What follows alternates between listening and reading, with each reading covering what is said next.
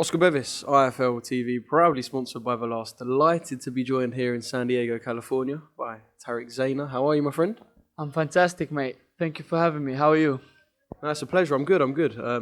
It's Chocolatito Martinez fight week. How can I not be good? Let's be honest about the story. You come up to me, you approached me and said, look, I'm a 10-0 professional boxer. I turned around and was like, okay. You said, I fought last night. And I was like, all right, again. A little bit shocked, and you said, look, let's have a chat and talk about your story. So, I suppose let's jump straight in. One thing you did tell me is you're the first professional boxer from Gibraltar, which in itself is a fantastic tagline. It's marketable. Talk to me, the first professional boxer from the Rock of Gibraltar. Right. So, I started boxing at the age of 14. Yeah, I'm from the Rock of Gibraltar. It's a small rock in the south of Spain. Everyone knows it because Dillian White Povetkin headlined. 30,000 people, the population. When I was 18, I moved to England to university in Leeds, and that's where my amateur career really kicked off. I had a total of 67 fights, been in the ABAs, went to King of the Ring in Europe, and my plan was try and win the ABAs and turn pro in the UK. And luckily for me, the moment I decided that, COVID-19 came through. So everything went on hold, and I was, in a way, stuck. I was like, what am I going to do? So then I looked at moving out of the country, and I had three options: Kazakhstan, Philippines, and Mexico. I speak Spanish because in Gibraltar we all speak Spanish. As a matter of fact, I speak 4 languages. Spanish is one of them. So I decided I'm going to come out to Mexico. And I'm here now in Tijuana. I've been here for 1 year and 4 months, 10 fights in, 8 knockouts in, 10 wins in. And here I am. My 10-0 was last night, literally. I'm not even kidding. I slept like 4 or 5 hours. I was like, I'm not going to miss this chance. Go up to San Diego and meet up with Eddie and see the whole scene, get energy, get the vibe. And yeah, that's pretty much it. I came out to TJ to start my pro career. And everyone keeps asking me, did I come out under a promoter? Did I come out under a manager? Absolutely not. I came out all by myself. I booked a one-way flight, got a 2-week Airbnb. The moment I set foot in the country, I found what I was going to do. And here I am 1 year and 4 months later, 10 fights in. We're still going, baby. Well, you said Mexico was one of, 3 countries you could choose from. We know what the scene's like in Mexico. It's raw, it's kind of unfiltered as well. So is Mexico the perfect place for someone who's looking to learn on the job, potentially take hard fights against guys who we know what Mexicans are like, they're tough? Is Mexico the perfect place for someone at that stage of the career where promoters perhaps aren't looking to pick them up, they're looking for something to do? Is Mexico the perfect place for someone who was in your stage of your career in your life? Right. So Mexico is a very special place, especially in boxing. I have been learning on the job. I'm still learning on the job, But I can tell you that I've fast-tracked. I've gone from employee to CEO in about 1 year and 4 months. The experience and knowledge I've picked up over this last 16 months is unmatchable. Some of my friends in England who were already pros before I left, 4-0, 5-0, are right now about 6-0, 7-0. And I'm here sitting 10-0. I've recently got invited to Texas to spar Maurice Hooker. I'm going again in May. Can you really match that?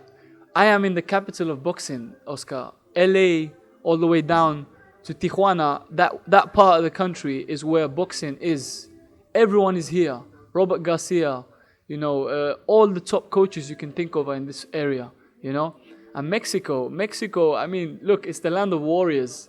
If Mexico had better coverage and better media and better promoters and better managers, I am not kidding, they'd be number 1 in the world. They're absolute warriors. These are the real trenches. Once you come to Mexico, you're never the same. Trust me. The hunger is unmatchable. The gym I train at, right? Some of the bags, they don't even look like punch bags, But the fighters we have are unmatched quality.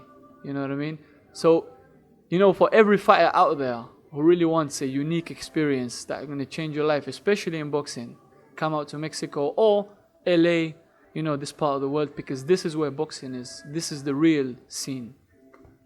I want to know about the shows that you fought, and obviously we see sort of clips that circulate around the internet about these Mexican shows, and like I said, they're rough. They sometimes look like a cowboy shed. They don't look very, well, they're not to the production level of what you would get on the small hall in the UK. The small hall scene in the UK, sometimes you can get some really professional looking shows. These are tough, they're rugged. Talk to me about these shows that you're fighting on, because they're kind of like old school, aren't they? Right. Mexican shows, Oscar, I mean, they're one of a kind, you know. It's very personal, how can I say? Sometimes you and your opponent are in the same changing room. Like, this is not even a joke. You're like warming up, and he's like on the other side of the room warming up as well. You know, you can't hold but look at him and wonder, like, I'm about to fight this guy. Like, this is not even a joke. You know what I mean? And Mexicans, you know, like, they do not come to lose. This is not a UK where if you get knocked out, you can't fight for a month. No, no, no, no. These guys, they don't come to survive. There's no runners in Mexico. They come to fight. And you know what? The best part of it all, I'm always fighting in their back garden. All of my fights have been in my opponent's back garden. I am never the guy with the fans. It's always them. You know what I mean? So these shows are unique. Luckily for me, a boxing promotional company called Alpha Boxing Promotions, based in Tijuana, they've been helping me with the platform since I've come. I believe they're the future of boxing promotion in Mexico. The guy, Sergio, the main guy, he's Mexico's Eddie Hearn, you know? He's a lovely guy, got a good mouth on him, and we get along really well. And yeah, these Mexican shows, I mean, it's a hell of an experience. I remember once I had a fight. I was fighting in the ring, and like 10 feet away, there was a WWE, you know, Lucha Libre show. Like, I'm not even kidding. I was fighting, and I look that way, and there's like a WWE or Lucha Libre show. I'm not like 20 meters away, you know. So imagine you're sitting in the corner, yeah, listening to your coach's instructions, and you look to your right, and then there's someone doing a DDT, you know. It's literally unmatchable, you know what I mean? So yeah, Mexican shows. I mean, look, you know, when I fight in Wembley, when I fight in the O2, easy. Everything is nice. Everything is clean. Everything is. The real challenge is fighting in these Mexican shows, because that's where the nerves are. Everyone's looking at you. Everything's personal. People are screaming at you. Sometimes you can even, their saliva hits you when they're screaming. You know, that's how close they are. You know what I mean? So yeah. It does sound really interesting. One thing, can I ask you to move a little bit left just because of the camera? I'll keep it rolling, but just because we've got the sun beaming through. Yeah, it's one of them where I kind of like to experience seeing what them sort of shows are like. One thing that I have to pick up on is you said when I fight at Wembley, when I fight at the O2. This isn't a dream this isn't a dream. You want to make this a reality. You're determined that you will fight in the UK and you will become a big household name. Oscar, what I'm about to tell you is nothing out of arrogance. This is all self-belief. I've always knew I was meant for the big stage. I always knew I was made for the big stage. I always knew I was destined for greatness, you know. This is just part of the journey. You know, fighting in Wembley, fighting in the O2, it's just part of the process. The dream is headline in Vegas, where you're walking down the strip and people are seeing your face. Oh my God, who's that? Oh, that's the first ever pro boxer from Gibraltar. That's the dream. Wembley, O2, filling out, you know, I'm going to say what Carl Froch says, 80,000 people watching me. I want that, and I will do that, you know, because I bring a lot of fans to the table. I have fans from Morocco, from Gibraltar, from the UK, and I've got Mexican fans. Can you believe Mexicans chanting my name? Hell yeah, man. You know, I feel on top of the world, you know? So yeah. Well, I saw you chatting to Eddie Hearn earlier. Obviously, look, I can imagine Eddie gets flooded with requests from people around the world. But yeah, you got to speak to him in person, and sometimes he might say, "Oh, we'll take a look," and it's good to hear from you. Might hear from you in the future, but you got to speak to one of the world's best promoters today.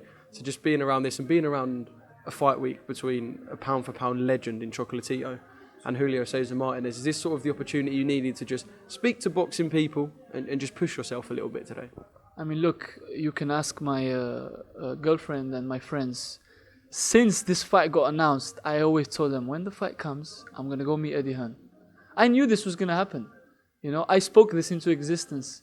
The moment I walk into the hotel, guess who I see? Eddie Hearn. It was so easy. It was like it was meant to be. Obviously, he's a busy man, so I didn't expect him to give me all the attention. But don't worry, Eddie. You'll give me all the attention in the future.